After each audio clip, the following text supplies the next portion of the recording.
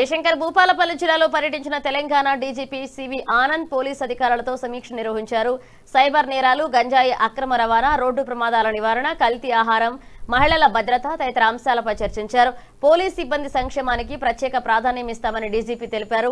సిబ్బంది శారీరక, మానసిక ఆరోగ్యంపై దృష్టి సారించాలని సూచిస్తూ పోలీస్ ప్రధాన కార్యాలయంలో నూతన జిమ్ సెంటర్ను ప్రారంభించారు. ఈ కార్యక్రమంలో భాగంగా పోలీస్ సిబ్బందికి డీజీపీ సివి ఆనంద్ హెల్మెట్లను పంపిణీ చేశారు.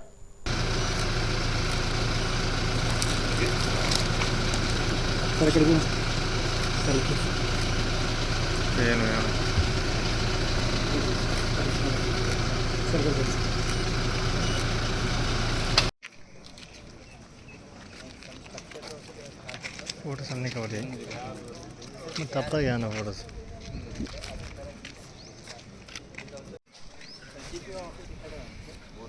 ఊర్లోనే ఉంది. డిపిఓ ఏమో సింగరేణి వాళ్ళ అక్కడ డిపిఓ దాదాపు మన రాష్ట్రంలో 450 కోట్ల రూపాయల వరకు దేశంలోనే అతిపెద్ద రికవరీ అది. అంటే మన బ్యాంక్ అకౌంట్స్ ని బ్లాక్ చేసే సిస్టమ్ 1930 హెల్ప్ లైన్ నంబర్ కి ఫోన్ చేయగానే ఈ స్పందన చాలా ఫాస్ట్ గా ఉంటుంది. మన రాష్ట్రంలో దాదాపు 430 కోట్ల రూపాయల వరకు ఇప్పుడు రికవరీ చేసి ఇవ్వడం జరిగింది. అది చాలా పెద్ద అచీవ్మెంట్ అది. సో ఇంకా దాన్ని ఇంప్రూవ్ చేయడానికి ట్రై చేస్తున్నాం. ఎందుకంటే దాంట్లో చాలా లీగల్ ప్రాసెస్ ఉంది. ఆటోమేటిక్గా ఇచ్చేది 5 లక్షల కన్నా తక్కువ ఉన్నది. దానికన్నా ఎక్కువ ఉంటే బ్యాంక్ ఈ ప్రాసెస్ అంతా ఉంటుంది.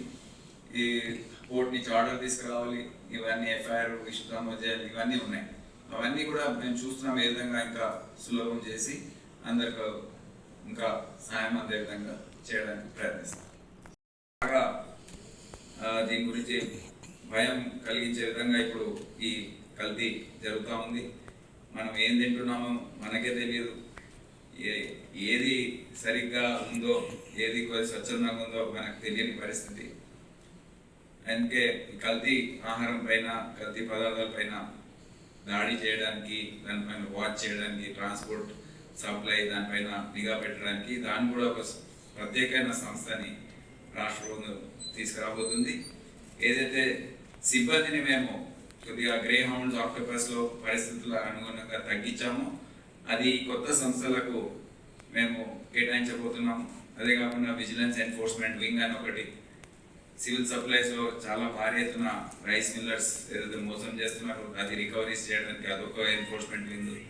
ఈ విధంగా మేము ఆ ఫోర్స్ని రీడిస్ట్రిబ్యూట్ చేసి కొద్దిగా పని దానిపైన చేయడానికి రెడీ అవుతున్నాము అని అడిగారు. తప్పకుండా మేము ఏదైతే రీడిస్ట్రిబ్యూషన్ ఆఫ్ మ్యాన్ పవర్ చేస్తున్నాము, మా 93,000 శాంక్షన్ స్ట్రెంత్ ఉంది.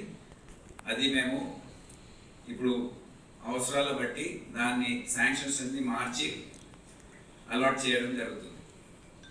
సో ఇప్పుడు ఇక్కడ చాలా చోట్ల women police station and traffic police అడుగుతున్నారు.